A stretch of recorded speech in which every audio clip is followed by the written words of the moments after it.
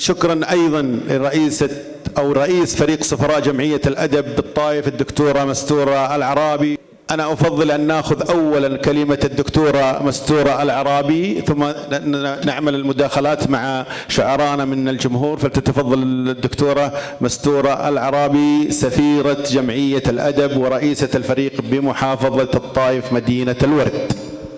في البداية أتقدم بالشكر الجزيل لوزارة الثقافة ولجمعية الأدب المهنية ممثلة في فريق سفرائها في الطائف، والشكر موصول لمتحف الشريف وعلى رأسهم سعادة الأستاذ علي الشريف وفريق عمله على حسن الحفاوة وعلى حسن الترتيب والإعداد لهذه الأمسية، على هذه الاحترافية في تنظيم هذا المساء. الشكر كذلك لشعراء هذا المساء الشاعر مستور الدويبي والشاعر ماجد العبيدي، ومسير هذه الأمسية الذي أتقن إدارتها بمهارة واحترافية وكسر الركود في هذه الأمسية ولا ركود فيها أصلا. فشكرا لكل من حضر من الإعلاميين ومن المثقفين ومن الأدباء ومن الأكاديميين من أساتذة قسم اللغة العربية بجامعة الطائف. أنتقل بعد الترحيب بالجميع إلى التعليق على نقطة مهمة حول العلاقة بين الأدب الشعبي والأدب الفصيح أو الشعر الشعبي والشعر الفصيح. على المنصة الآن استمعنا إلى الشعر الفصيح واستمعنا كذلك إلى الشعر الشعبي، لم نجد نشازا في سماع هذه القصائد. لذلك هناك بعض الأصوات التي دائما تعقد مقارنات بين أفضلية الأدب الشعبي أو أفضلية الأدب الرسمي الفصيح على الأدب الشعبي، وأن هذا الشعبي لا يصلح للمناسبات الرسمية وكذا، في حين أن هذه آراء والسبب طبعا لأنها كتبت باللغة الدارجة وباللهجة الدارجة، في حين أن القصائد التي وصلت إلينا بتراثنا الأمثال الغاز الحكايات القصص الشعبية كلها كتبت، وفي كثير منها كما أشار ابن خلدون في مقدمته الشهيرة أشار وأشاد بأهمية ودور الأدب الشعبي والشعر الشعبي. وكذلك نجد عند الأصفهاني وعند الجاحظ وعند الحموي وعند غيره في كتب التراث من يراجع ويقرأ كتب التراث يرى أنهم يشيرون ويؤكدون على أهمية الأدب الشعبي. لماذا؟ لأنه ناقل حضارة وناقل تراث، لأنه مكون ثقافي لا يمكن أن نقلل من قيمته.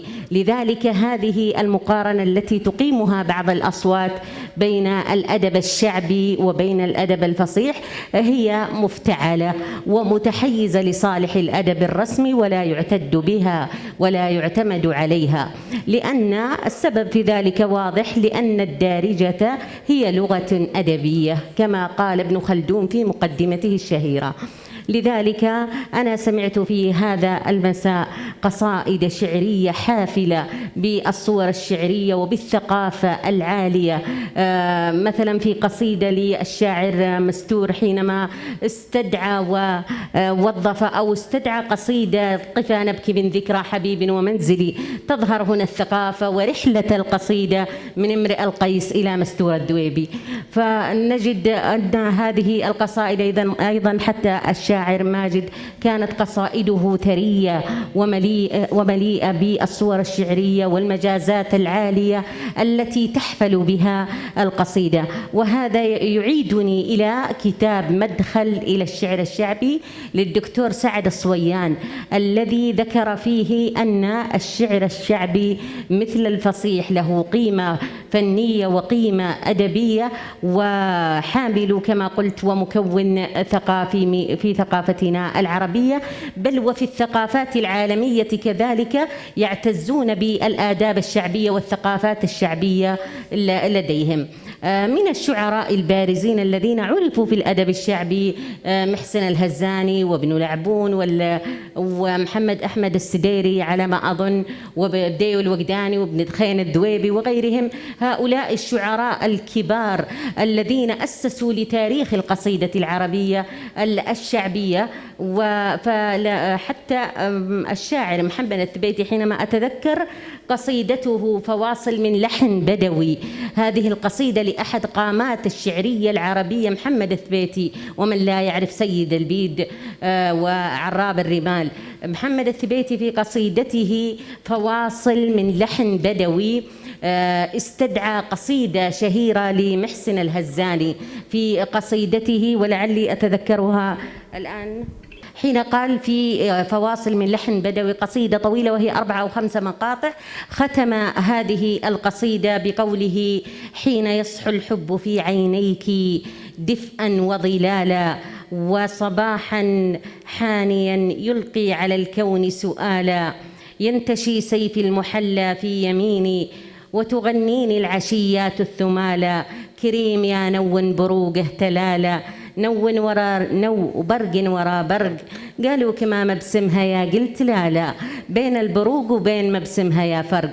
فنلاحظ كيف شاعر كبير قامة شعرية مثل محمد الثبيتي استدعى قصيدة لمحسن الهزاني في قصيدته وهي تحمل نفس الرؤى.